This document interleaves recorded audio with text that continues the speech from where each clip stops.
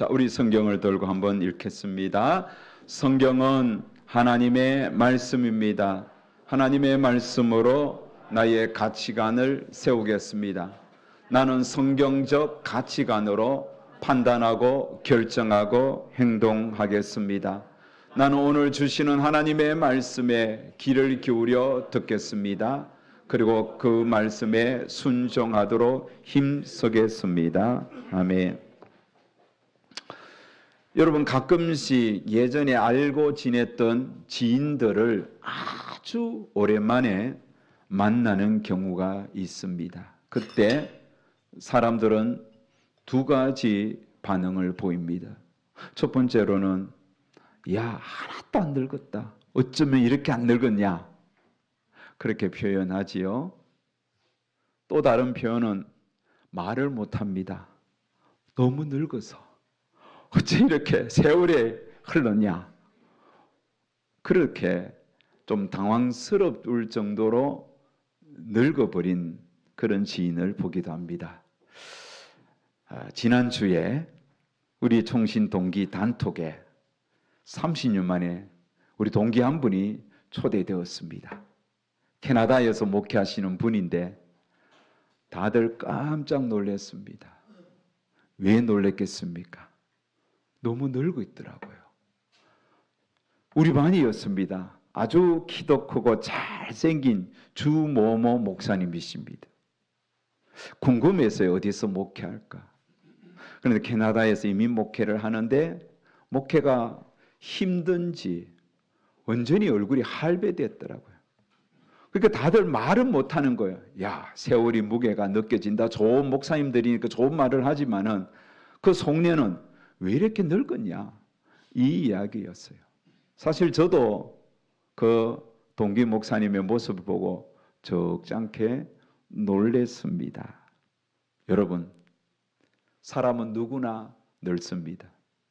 가끔씩 서랍에서 옛날 사진 찾아 이렇게 서랍에 옛날 사진 나오지요. 그 사진하고 지금 모습하면 많이 차이가 납니다. 이야, 나도 이런 시절이 있었나. 제가 우리 교회에 부임했을 때 찍은 우리 백 집사님 찍은 사진들 많습니다. 그 사진을 보면 그때하고 지금하고 차이가 많아요. 참 그때 좋았다 이런 생각이 드는 겁니다. 이렇게 우리는 늙어가고 있습니다. 저도 여러분도 마찬가지입니다. 여러분, 늙으면 어떻게 되나요? 죽음의 문 앞으로 점점 가까이 가는 겁니다. 이렇게 우리는 늙어가고 죽음으로 종결될 인생을 지금 살아가고 있습니다. 질문 드립니다. 잘 살고 계십니까? 지금 죽어도 후회가 없고 여한이 없을 정도로 보람 있게 행복하게 살고 계십니까? 3월 한 달 동안 지금 우리는 전도서를 통하여 말씀을 듣습니다. 여러분, 전도서를 통하여 끊임없이 삶에 대하여 인생과 지혜에 대하여 말씀을 듣습니다. 말씀을 듣는 것으로 끝나면 안 됩니다. 말씀 듣는 것으로 그냥 여러분 그렇게 3월을 보내면 안 됩니다. 왜 하나님께서 이 시점에 이 전도서의 메시지를 우리에게 주셨다고 생각하십니까? 지금 여러분의 삶을 좀 진지하게 성찰하라는 겁니다. 돌아보라는 겁니다. 그래서 설교 듣고 끝나는 게 아니라 삶 속에서 전도자가 우리에게 목소리 높여 교훈하는 이 삶을 살아내기 위하여 힘쓰라는 겁니다. 주님이 언제 우리를 부르실지 모릅니다.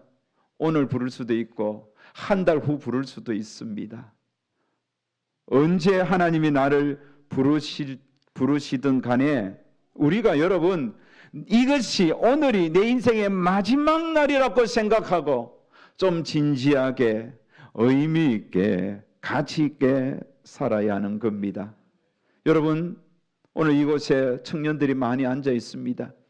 나는 젊다고 생각하는 분들, 특히 전도서의 말씀에 귀를 기울여야 하는 겁니다.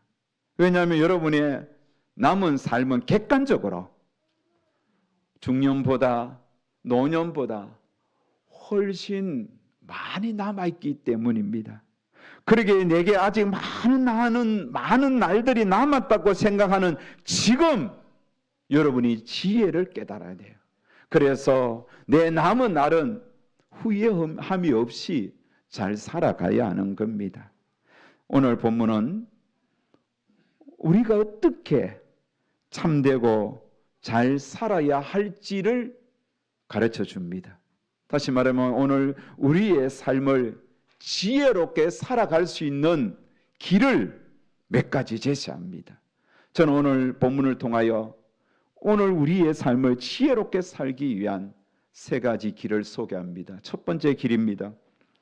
오늘 기쁘고 즐겁게 살라는 거예요. 중요한 것은 내일이 아닙니다. 오늘입니다. 여러분 오늘 기쁘고 즐겁게 사십시오. 오늘이 있다는 것은 내가 살아있다는 증거입니다. 오늘은 여러분 어제 죽은 사람이 그토록 살고 싶었던 그런 너무나 소중한 날입니다. 그 소중한 날을 지금 내가 살아있다는 것, 살고 있다는 것은 축복입니다. 명예가 있고 많은 부를 가진 사람이 죽었습니다. 그렇게 명예와 부를 가지고 살다가 죽은 그 사람보다 지금 좀 가난하다 할지라도 좀 내가 부족하다 할지라도 살아있는 내 인생이 더 낫습니다. 4절 말씀에 보면 죽은 사자보다 살아있는 개가 낫다는 겁니다. 살아있음은 축복입니다. 여러분 살아있음을 복으로 누리시기를 여기시기를 바랍니다. 할렐루야. 내가 살아있다는 거 복입니다. 우리 서로 한번 인사합시다. 살아있는 당신은 축복입니다. 그래요. 살아있다는 것은 축복입니다. 살아있으니까 여러분 잘 살아야 되지 않겠습니까? 짜증내고 화나고 막 우울하고 분노하고 그거는 못 사는 거예요. 그렇게 살 것이 아니라 즐겁게 살아야 돼요. 행복하게 살아야 돼요. 그래서 오늘 말씀은 이렇게 소개합니다. 7절 8절 다 같이 시작. 너는 가서 기쁨으로 내 음식물을 먹고 즐거운 마음으로 내 포도주를 마실지어다. 이는 하나님이 내가 하는 일들을 벌써 기쁘게 받으셨음이니라. 내 의복을 항상 희게 하며 내 머리에 향기름을 그치지 아니하도록 할지니라. 아멘. 여러분 인생의 즐거움이 참 많지만은 그 인생의 많은 즐거움 중에서도 가장 본능적이고 가장 기본적인 즐거움이 먹는 즐거움입니다. 여러분 먹는 즐거움이 얼마나 기쁘고 좋습니까? 먹는 즐거움이 없다면 갈 때가 된 거예요. 여러분 아직도 내가 맛있게 먹는다는 거 아직도 건강한 겁니다. 그래서 오늘 전도자는 먹고 마실 때 즐겁게 먹고 마시라 그렇게 말씀합니다. 작년 가을에 남해에서 목회하는 제 친구 목사가 갈치잡이 배에서 내리는 그 갈치를 사서 꽁꽁 이렇게 냉동시켜 저희에게 보내주었습니다. 받자마자 몇 마리를 구워 먹었는데 너무 맛있어요. 그리고는 냉동고에 딱 넣어두고는 깜빡 잊어버렸어요. 제 아내가 지난주에 냉동고에 갈치 있지 않아요? 그 말 탁 하고 상담하러 가버렸어요. 그 갈치 요리 한번 해보지 이런 어떤 느낌이 들더라고. 그래서 제가 갈치 요리를 뭘 한번 해볼까? 제가 요즘 요리 안 하거든요. 귀찮고 해서. 우리 청년부 그때 김치찌개 행기 최근 요리인데 그래서 뭘 해볼까 생각하다가 유튜브를 찾아왔습니다. 갈치 조림을 해야 되겠다. 갈치 조림의 대가들이 참 얼마나 많은 유튜브가 그 영상이 뜨는데 그중에 비룡청년인가? 요리왕 비룡청년 저 사람 유튜브를 보고 따라하기 시작했습니다. 물을 썰어서 국물을 내고 또 그것을 깔고 그 위에 갈치를 칼집 내어서 소금 뿌려서 숙성시킨 뒤에 탁 올려놓고 냉동고에 또 무청 있는 거 그거 해동시켜서 쫙 깔고 식혀주는 대로 양념을 만들어서 쫙 뿌리고 팔팔 끓였더니 기가 막히게 맛있더라고. 이야, 우리 딸들은 아직 맛도 못 볼 다 먹어버렸어요. 갈치는 너무 맛있어서 어젯밤에도 제가 남은 찌꺼기 끓여놨습니다. 오늘 저녁에 먹으려고. 여러분 먹는 즐거움이 얼마나 큰지 모릅니다. 오늘 점심도 아마 맛있는 반찬이 나올 거예요. 우리 청년 기범이가 어머니 장례식 때 우리 성도님들이 많이 와서 위로해 주셔서 감사하다고 또 이렇게 음식을 대접한다고 하더라고요. 여러분 오늘 점심 맛있게 드시기 바랍니다. 즐겁게 드시기 바랍니다. 음식을 맛있고 즐겁게 먹는다는 것, 이게 소중한 거예요. 오늘 즐겁게 먹고 마시는 것, 그게 지혜인 겁니다. 오늘 본문에는 즐거운 마음으로 포도주를 마시라는 겁니다. 포도주는 성경의 기쁨의 상징입니다. 좋은 날 포도주를 먹는 거예요. 그래서 이것은 단순히 포도주, 우리나라에서는 어떤 술 개념인데 그런 개념이 아니라 기쁨을 상징하는 그런 상징적인 음료라는 겁니다. 그래서 음료를 먹을 때도 즐겁게 맛있게 먹으라는 거예요. 그렇다고 여러분 술 먹으라는 게 아니라 물을 마실 때도 즐겁게 행복하게 먹으라는 겁니다. 또 여러분 먹고 마시는 것만 즐거움을 주는 게 아닙니다. 뭐가 있나요? 옷입니다. 옷을 입는 거. 여러분 이 옷 있잖아요. 제 옷 입은 거 이거 닥스입니다. 내가 입은 옷 중에 제일 비싼 양복입니다. 아껴두었는데 제가 오늘 입었어요. 왜 아껴두나 싶더라고. 아니 있을 때 입어야지. 이거 우리 영훈 씨 아버지가 돌아가시기 한 달 전에 나 선물해주고 간 거예요. 여러분 깨끗한 옷, 좋은 옷, 장롱에 좋은 날 입으려고 그냥 보관하지 마세요. 세월이 흐르면 입으려고 해도 못 입어요. 왜? 내 몸이 안 맞아요. 유행이 바뀌었어요. 그러니 나중에 입으려고 보관해 두지 말고 몸에 맞을 때 부지런히 입으세요. 특히 교회 올 때 대충 입고 오지 마시고 좋은 옷 입고 오세요. 예식장에 갈 때 입는 옷들 예식이 늘 있는 게 아니잖아요. 그냥 교회 올 때 잘 입고 오세요. 청년들도 양복 입고 우리 여청년들도 직장 갈 때 입듯이 양장 입고 멋있게 입고. 너무 부담스럽나요? 좌우지간 아껴두지 말고 좋은 옷 입고 교회 오라는 겁니다. 여러분 또 머리에 기름을 바르라고 합니다. 요즘에 기름 바르라는 것은 제 아버지 어릴 때 보니까 맨날 이렇게 조그마한 박하서병에 기름을 이렇게 쫙 해서 쫙 바르고 주일날 되면 이렇게 바르더라고요. 기름을 바르는 것은 머리도 손질하고 오라는 겁니다. 이렇게 쫙, 이 뭘 이야기합니까? 오늘을 가치 있게 살기 때문이에요. 여러분 포로 수용소 아우슈비츠에 가보면 전쟁 끝날 때까지 그 죽음의 수용소에서 살아남은 자들이 특징이 있습니다. 신발을 구겨 신지 않는 거예요. 똑바로 신는 거예요. 그리고 수염을 깎는 사람이에요. 그 포로 수용소에서도 머리에 손질하는 거예요. 수염을 깨진 유리로 자국으로 깎으면서 그렇게 살았던 거예요.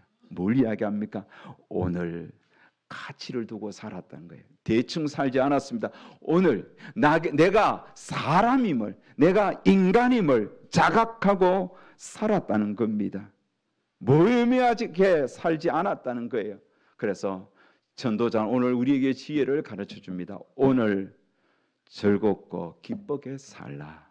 이게 중요한 거예요. 자, 두 번째 지혜를 줍니다. 두 번째 지혜는 뭡니까? 오늘 가족을 사랑하며 살라는 겁니다. 자, 9절 다 같이 읽겠습니다. 시작.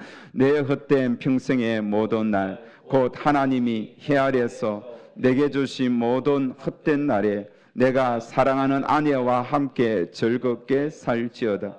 그것이 내가 평생에 해 아래에서 수고하고 얻은 내 몫이니라. 아멘. 자, 여기 9장 9절에는 남편들에게 권면합니다. 내일이 아니라 오늘 내 아내와 즐겁게 살라는 겁니다. 1920년대에 현진건이라는 작가가 쓴 유명한 소설이 있습니다. 우리 학생들 학교 다닐 때에 필독서입니다. 제목이 뭡니까? 운수 좋은 날. 여러분 아시죠? 저 드라마도 나왔고 많은 책들이 있습니다. 인력거인 주인공 김천지라는 한 노동자의 이야기입니다. 일제치하에 인력거를 끌면서 살아가는 이 김천지 노동자의 하루하루의 삶은 참 고달프고 힘듭니다. 열심히 인력거를 끌지만 허탕치는 날도 부지기수입니다. 한 열흘 정도 허탕을 치다가 비가 추적추적 내리는 날 인력거를 끌고 시내에 나갔습니다. 그런데 그날따라 아침부터 손님이 타는 거예요. 손님을 타고 내려주니까 또 손님이 비싼 평소보다 더 많은 그 비용을 내고 타는 거예요. 아내는 오늘은 제발 가지 말라고 아침에 부탁했건만 그래도 한 푼이라도 벌기 위하여 인력 끌고 나왔는데 그날따라 운수가 좋은지 계속 사람들이 타는 겁니다. 그날따라 많은 돈을 벌고 집으로 돌아가는데 마음 한켠에는 아내가 늘 마음에 걸리는 거예요. 왜요? 아내가 지금 아파요. 왜? 아이 울음소리 들리는 건 좋은 겁니다. 한국에 아이 울음소리 없는 예배가 많습니다. 우리는 행복한 거죠. 자, 여러분, 그렇게 이 아내를 생각할 때 마음이 좀 불안하기도 합니다. 왜냐하면 아내는 지금 없이 아프기 때문이에요. 너무 아파서 알아 누워 있습니다. 젖먹이 아이도 있습니다. 그러나 너무 운수가 좋아서 이 기분을 누리기 위하여 집으로 가는 길에 설렁탕을 아내를 위하여 삽니다. 그리고는 그 아내에게 주기 위하여 설렁탕을 들고 바로 집으로 가는 게 아니라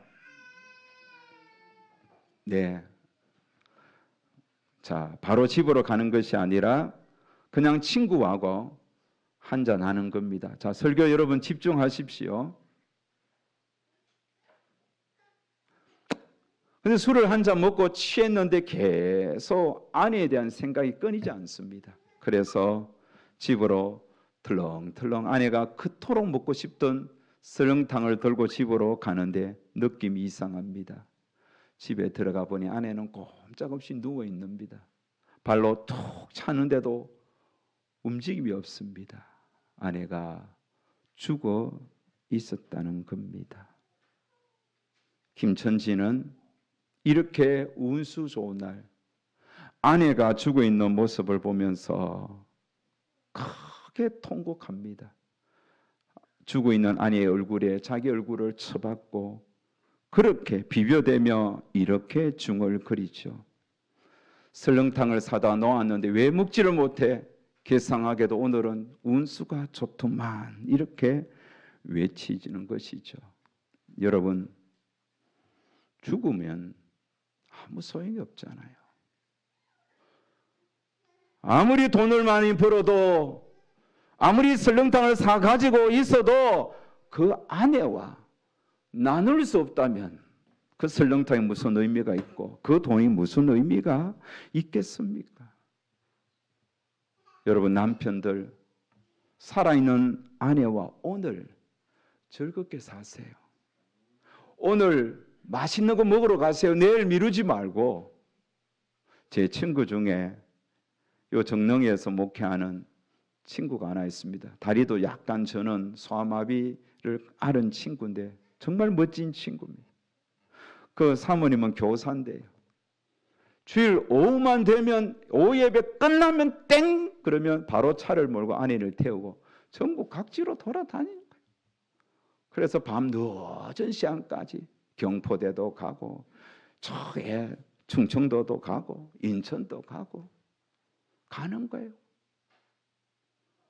별내가 고등학교가 있는데 그 제가 지난번에 맛있는 밥을 사줬더니 너무 맛있다고 자기 아내 데리고 온다 그러더라고요.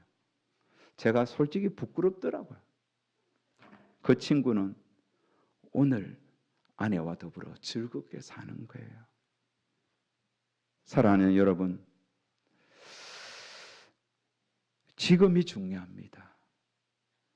남편들 아내와 더불어 지금 행복하게 사시려고 노력하셔야 돼요. 아내들도 마찬가지입니다. 좋은 곳 있으면 남편을 먼저 생각하세요. 자식 생각하는 분들이 많은데 자식도 중요하지만 남편 중요하지요. 남편을 챙기고 남편과 더불어 즐겁게 사십시오. 자녀분들 지금 부모님을 생각하세요.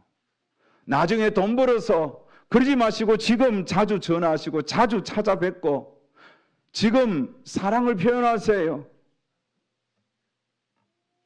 지금요. 요양병원에 있는 우리 부모님들의 소원이 뭔지 아세요? 내 자식 보고 싶다는 거예요. 자식 보고 싶다는. 아니 부모가 자식 보고 싶은 게 소원이 되면 됩니까? 언제든지 볼 수 있어야 되지요. 내 자식 보고 싶다. 요양병원에 모셔놓고 한 달, 두 달, 석 달 찾아보지도 않는 그런 아주 불효한 자식들이 얼마나 많습니까? 여러분, 부모는 자녀를 보고 싶은 거예요. 지금이 중요해요. 부모님들 바쁘게 일한다고 자녀들 내팽겨 놓으면 안 됩니다. 지금 자녀들 한 번 더 손잡아주고 한 번 더 안아주고 한 번 더 수고한다고 말해주고 자식들 한 번 더 붙잡고 기도해 줘야 되는 거예요. 오늘이 중요한 거예요. 언제 가족 중에 우리를 떠날지 알 수 없는 거예요. 우리 청년들 열심히 일하고 좋습니다. 그런데 여러분 가정을 이루어야 돼요. 결혼을 자꾸 늦추지 말고 가능하면 빨리 하시고 결혼했다면 자녀 늦추지 마세요. 우리가 좀 더 이 신혼을 즐기고 자녀 낳아야 되겠지 착각일 수도 있어요. 즐긴 다음에 아이를 가지려고 할 때 안 생기는 부모가 너무 많아요. 지금 하나님 주실 때 받으셔야 됩니다. 그래야 되는 거예요. 사랑하는 여러분, 내일 늦습니다. 오늘 사랑하시기 바랍니다. 오늘 가족을 아끼시기 바랍니다. 오늘 가족을 품어야 됩니다. 그게 지혜입니다. 세 번째, 오늘 사후 준비를 하며 사십시오. 여러분, 노후 준비보다 더 중요한 게 사후 준비입니다. 죽음 이후의 삶을 지금 준비해야 됩니다. 죽은 이후에는 끝나는 거예요. 내가 이 땅에서 어떻게 준비하느냐에 따라서 내 사후는 결정되는 거예요. 천국 가든지 지옥 가든지 이 땅에서 준비해야 돼요. 그러니 노후보다도 더 중요한 게 사후지 않습니까? 사후 준비를 미리 해야 되는 거예요. 자, 오늘 12절 말씀 큰 소리로 한번 읽겠습니다. 분명히 사람은 자기의 시기도 알지 못하나니 물고기들이 재난의 그물에 걸리고 새들이 올무에 걸린 것 같이 인생들도 재앙의 날이 그들에게 호련히 임하면 거기에 걸리느니라. 아멘. 여러분, 물고기들이 재난의 그물에 걸리는 줄 모르고 들어가고 새들이 올무에 걸리는 줄 모르고 가잖아요. 마찬가지로 우리의 삶도 오늘 내가 죽을 줄 모르고 차를 타고 오늘 내 인생이 하나님이 부를 줄 모르고 그냥 가는 거예요. 오늘 내가 부를 줄 안다면 얼마나 우리가 조심하겠어요. 그러니 호련히 어느 순간 내게 마지막 날이 올 수 있으니 미리미리 사후 준비를 지금 하시라는 거예요. 이 땅에 살아있을 때 하라는 거예요. 2022년도에 소천하신 고 이어룡 박사님이 죽음이 얼마 남지 않은 시점에서 이런 말을 했습니다. 젊은이는 늙고 늙은이는 죽어요. 그러니까 내일 산다고 생각하지 말고 오늘 이 순간에 현실을 잡으라는 거죠. 젊음을 열심히 살아야 늙을 줄을 알고 열심히 늙음을 살아야 죽음의 의미도 안다는 거죠. 이렇게 말을 했어요. 젊을 때 열심히 살아야 늙을 줄을 알고 늙은 지금 열심히 이 늙음을 살아야 죽음의 의미도 안다는 거예요. 그러면서 고 이어룡 박사님은 마지막으로 우리에게 이런 가르침을 주었습니다. 죽음을 기억하라. 메멘토 모리. 죽음을 기억하라. 이 진리를 일찍 깨달을수록 좋습니다. 우리는 날마다 죽음을 기억하고 산다면 오늘 그냥 아무렇게 살지 않습니다. 더 진지하게 진솔하게 더 열심히 살 것입니다. 늦게 깨닫는 것도 좋습니다. 늦게 죽음의 의미를 깨닫는 거 좋은데 하지만 안타깝잖아요. 깨달은 그 시점 이전에 살았던 수많은 날들, 그 젊음의 시간들을 너무나 안타깝게 보낸 거예요. 먹고 마시고 하고 싶은 대로 하고 하기 싫으면 하지 말고 그렇게 많은 젊은 날 탕진하며 살다가 늙은 시간에 죽음의 의미를 깨닫고 지금부터 준비한다는 것이 그것도 의미는 있지만 이 잃어버린 아까운 시간들이 얼마나 후회스럽습니까? 전도자가 그런 삶을 살았다는 거예요. 이 전도자 솔로몬이 젊은 날 많은 여인들 품속에서 시간을 탕진하며 살았어요. 많은 여러분 부와 명예가 있었지만 하나님을 경외하며 사는 것이 아니라 자기 하고 싶은 대로 살았어요. 마음껏 살았어요. 그런데 이제 인생 말년에 돌아보니 그게 안타까운 거예요. 후회스러운 거예요. 그래서 이 전도서를 통하여 우리에게 너희들은 그렇게 살지 마라. 좀 의미 있게 살라라고 교훈을 주는 겁니다. 이어룡 박사님의 그 인터뷰를 여러분 보십시오. 그도 솔로몬과 똑같이 후회를 했습니다. 자신은 너무 좁게 살았다는 거예요. 자신은 좋은 책을 많이 읽고 좋은 글을 써서 좋은 독자가 좋은 이 작가가 되면 그게 가장 좋은 길이라고 생각했어요. 그런데 노년에 돌아보니까 인생은 넓고 길들은 마른데 너무 자기는 한 길만 보고 좁게 살았다는 거예요. 자녀들이 글을 쓰면 아빠 오면 밀어내고 글 쓰는 데만 몰두했다는 거예요. 그게 그렇게 후회스럽다는 것이죠. 노후 준비는 충분히 했습니다.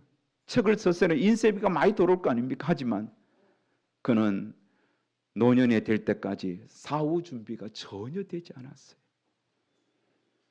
그러다가 그의 딸 이민아 목사가 암에 걸리고 죽어가는 그 과정을 지켜보는 거예요. 그런데 그 딸은 사후 준비가 되어 있는 거예요.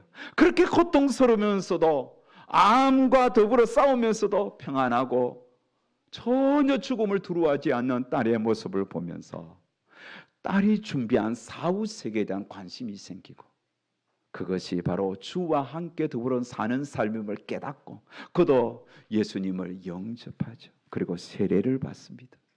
그가 그렇게 사후 준비를 그때부터 하기 시작하면서 책을 쓰기 시작하는데 이전에는 지성에 초점을 맞춘 책을 썼다면 이제는 영성, 사후의 세계를 준비하는 책을 쓰기 시작한 거예요. 그래서 쓴 책이 어떤 책입니까? 지성에서 영성으로, 또 이어룡의 마지막 수업, 또 메멘토 모리, 이런 책들이 다 사후 준비에 관한 책인 것입니다. 여러분 책들을 사서 읽어보세요. 그러면서 내 사후의 세계가 어떻게 서야 할지 여러분 돌아보시기 바랍니다. 솔로몬이 이 전도서를 쓴 것도 바로 우리에게 이 사후 세계를 준비하라는 거예요. 사랑하는 여러분, 언젠가 우리는 죽습니다. 죽으면 주님 앞에 서야 합니다. 주님 앞에 서기 전에 우리는 주님 앞에 설 사후 준비를 하셔야 됩니다. 찬송가에 보면 이런 가사가 있습니다. 찬송가 176장 가사를 보면 주 예수님, 163장 옛날 찬송인데 제가 저거를 기록했습니다. 4절에 보면 주 예수님 언제 오실는지 한밤에나 낮에나 늘 깨어서 주님 만든 성도 주의 영광 보겠네. 주 안에서 우리 몸과 마음이 깨끗하게 되어서 주 예수님 다시 올 때 기쁨으로 맞으리. 주님을 맞을 준비하라는 겁니다. 자, 오늘 설교 제목이 뭐죠? 지혜 무슨 의미가 있을까? 이 질문에 대한 답을 드릴 시간입니다. 지혜는 여러분 무슨 의미가 있습니까? 지혜는 한 번밖에 없는 우리의 인생을 가치 있게 만듭니다. 지혜는 오늘을 기쁘고 즐겁게 살아가도록 에너지를 줍니다. 지혜는 오늘 가족을 사랑하며 살아가게 합니다. 지혜가 있는 자는 아내를 사랑하고 남편을 사랑하고 부모 자녀를 사랑하며 사는 거예요. 자녀를 미워하고 부모를 없이 여기고 남편과 아내가 서로 싸우면서 사는 인생은 지혜 없는 삶이에요. 그건 무식한 삶이에요. 여러분, 아내를 사랑하지 않는 자들, 남편을 미워하는 자들, 여러분은 지혜가 없는 자들입니다. 남편이 못나고 아내가 못된 게 아니에요. 지혜가 없기 때문입니다. 세상은 지혜로운 자를 때로는 기억하지 못하기도 합니다. 가난한 지혜자가 나라를 구했지만 세상은 그 지혜자를 기억하지 못할 수도 있습니다. 하지만 그가 구한 나라와 그 나라 안에 사는 백성들은 혜택을 누립니다. 그래서 지혜가 복된 것입니다. 사랑하는 여러분, 우리 민족이 지금 이렇게 자유 대한민국을 누리는 것은 무엇 때문입니까? 하나님 앞에서 지혜자들이 나라와 민족을 위하여 목숨을 바치고 자기가 헌신했기 때문이에요. 그래서 그 지혜자는 우리가 기억하지 못한다 할지라도 그가 행한 지혜 때문에 우리는 이런 혜택과 자유를 누리는 것입니다. 지혜는 가치 있습니다. 지혜는 무기보다 낫습니다. 지혜는 어리석은 통치자의 고함 소리보다 낫습니다. 그래서 지혜를 갖고 지혜를 가슴에 품고 지혜를 구하고 지혜를 누리며 살아야 하는 겁니다. 그런데 그 지혜가 어디서 옵니까? 지혜의 본체는 누굽니까? 예수 그리스도이십니다. 고린도서 1장 30절 너희는 하나님으로부터 나서 그리스도 예수 안에 있고 예수는 하나님으로부터 나와서 우리에게 지혜와 의로움과 거룩함과 구원함이 되셨으니 보십시오. 지혜는 예수 그리스도로부터 나오는 겁니다. 말씀을 맺습니다.